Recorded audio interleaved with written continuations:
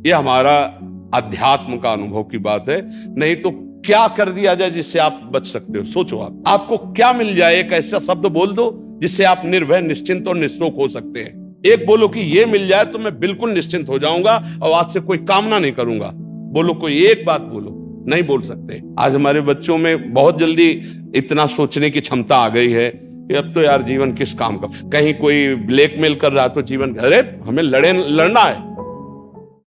तो ये जो बच्चा बोल रहा है कि हम भयभीत हो जाते हैं, हम शोकित हो जाते हैं, हम आगे, ये नकारात्मक सोच ही तो है। क्यों है? क्योंकि आधार नहीं है। आधार हो तो फौरन उसकी काट है। भगवान है ना, प्रभु है ना, ऐसा कैसे हो सकता है? हम उनका भजन करते हैं, हम उनके आश्रित हैं, ऐसा कैसे हो सकता है? महाराज जी, ये तो सोच रख लिया और इससे हम पार भी हो गए। महाराज जी, फिर जब असफल हो जाएं उसके बाद हमारा क्या मान्यता रहनी चाहिए? सही बात पूछो तो जब आप ऐसा करोगे तो असफलता में सफलता का ही आनंद अनुभव में आएगा। सकारात्मक सोच ही जीवन का सुख है। नहीं तो दुख और सुख और जय और पराजय ये टिकाऊ नहीं है। जैसे दिन टिकाऊ नहीं है, ऐसे रात टिकाऊ नहीं, ऐसे सुख टिकाऊ नहीं है, ऐसे दुख टिकाऊ नहीं। कोई सदैव विजयी नहीं रहता, कोई सदैव हारता नहीं, कोई सदैव सुखी नहीं रहता, कोई सदैव दुखी नहीं रहता। ये क्रम चलता रहता है। दुख के अवसर पर हमें हमारे विचार बचाते हैं हमको। अभी हम अपने विचार में अपने को बीमार मान ले तो हम कल से आने लायक नहीं रहेंगे। ध्यान रखना, हम आज अब भी नहीं मानते कि हम बीमार हैं। तो हमारी निगेटिव सोच जो है ये बिना भजन के नहीं जाएगी। और अगर ये बनी रही तो अरबों रुपया हो, खूब बड़ा पद हो, पति, व्यवस्था, पत्नी, सब कुछ हो, लेकिन नकारात्मक सोच तुम्हें चैन से नहीं रहने देगी। पक्की बात मान लीजिए। इसको सुधारना है तो सत्य पे आइए, धर्माचरण कीजिए, पवित्र चरित्र रखिए और नाम जप कीजिए। आपकी सोच बदल जाएगी।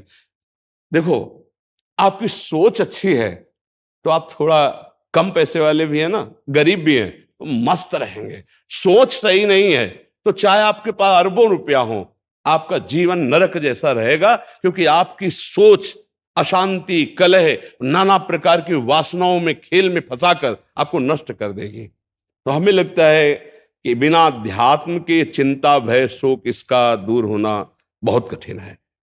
नाम जप करो, चरित्र पावन रखो। आज प्रायः चरित्र को हम नहीं सुरक्षित रख रहे। ये समझ लीजिए कि चरित्रवान के पास ऐश्वर्य चरण चूमता है। चरित्रहीन चाहे आप जितना धन एकत्रित कर ले, शांति और सुख का अनुभव नहीं कर सकते। अब ये बात शास्त्र की और संतों की मानना स्वीकार करो तो अभी आनंद की अनुभूति हो जाए। हमारा चरित्र देखो, हम राम चरित्र गाते हैं।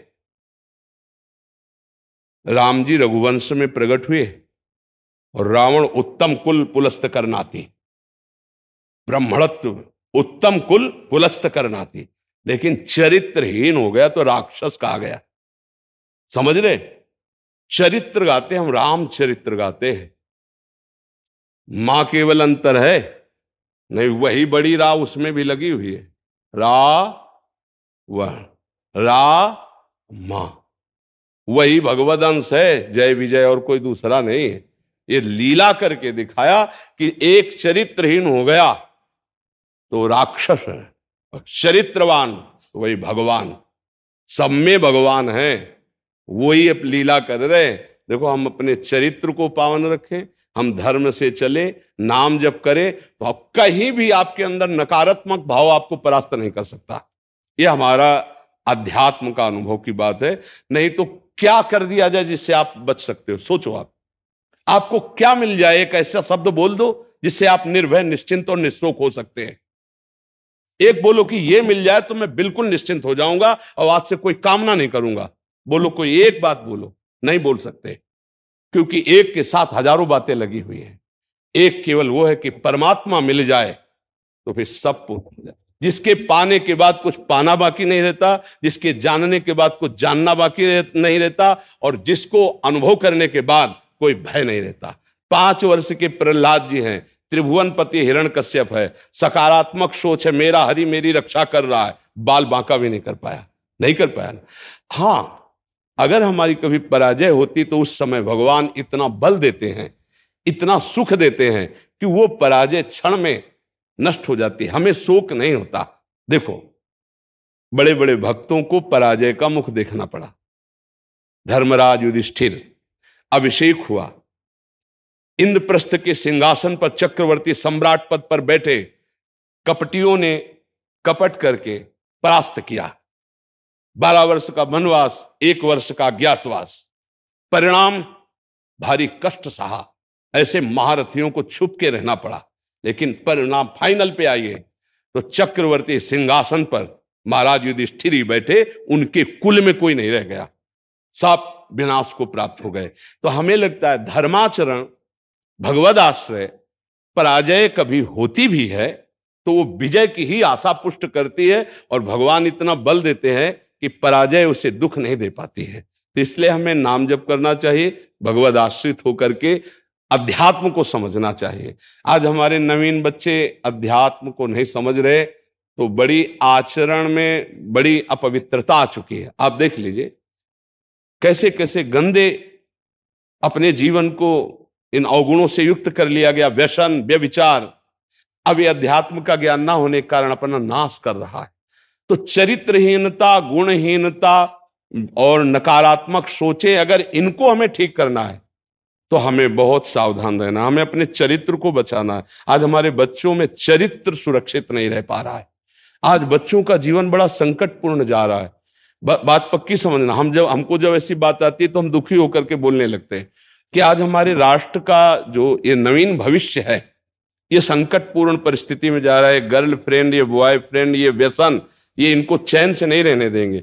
नवीन नवीन अवस्था के बच्चे हैं, जब गंदे आचरणों में फंस जाते हैं, अब उनको ब्लैकमेल किया जाता है। वो अपने माँ बाप से बता नहीं सकते कि दूसरे से कहने घुटते रहते हैं, और अगर ज्यादा घुटन आ गई तो अपने आप को। तो इसलिए हमें लगता है अध्यात्म को समझा जाए और नाम जप करते हुए चरित्र पावन रखा जाए। आपका इसमें कोई संशय? हाँ, आप अच्छे आचरण वाले बने, खूब नाम जप करें और धैर्यपूर्वक विश्वास रखें कि भगवान मेरे साथ हैं। अगर कभी ऐसी हार या पराजय या दुख आता है तो हम उसको सहने के लिए धैर्यवान रहें। हम उसमें इतना निगेटिव न सोच जाए कि हमारा जीवन से ही निराशा हो जाए। आज हमारे बच्चों में बहुत जल्दी इतना सोचने की क्षमता आ गई है कि अब तो यार जीवन किस काम का। कहीं कोई ब्लैकमेल कर रहा तो जीवन, अरे हमें लड़ना है। हम कल भी कह रहे थे कि बच्चों को चाहिए माता पिता से दोस्त जैसा व्यवहार करें, और माता पिता को चाहिए कि बच्चों से दोस्त जैसा व्यवहार करें। दोनों आमने सामने बैठकर उनके हृदय की बात को जानें और उनको दोस्त की तरह सपोर्ट करें, तो आगे बढ़ सकते हैं, वो दलदल में फंसे हुए निकल सकते हैं। नहीं तो कई ऐसे गंदे बच्चे होते हैं जो अच्छे बच्चों को अपने विषय जाल में फंसा करके उनके जीवन को बर्बाद करते हैं। बकाया नकारात्मक सोच के लिए नाम जप बहुत जरूरी है। चाहे आप स्त्री हो, चाहे पुरुष हो, चाहे गृहस्थ हो, चाहे विरक्त हो, जब तक नाम जप नहीं करोगे, आचरण पवित्र नहीं रखोगे, तो वास्तविक सुख का अनुभव नहीं होगा। नाम जप बहुत आवश्यक, इसलिए हम सबसे प्रार्थना करते हैं नाम जप करो, शराब मत पियो, मांस मत खाओ, पराई माता बहनों की तरफ गंदी दृष्टि से मत देखो, गंदे आचरण मत करो। ये मनुष्य जीवन ऐसे गंदी बातों के लिए नहीं मिला। गृहस्थी में हो तो धर्माचरण करते हुए धर्म पूर्वक विषय भोगो और नाम जप करो, भगवान को प्राप्त हो। जी।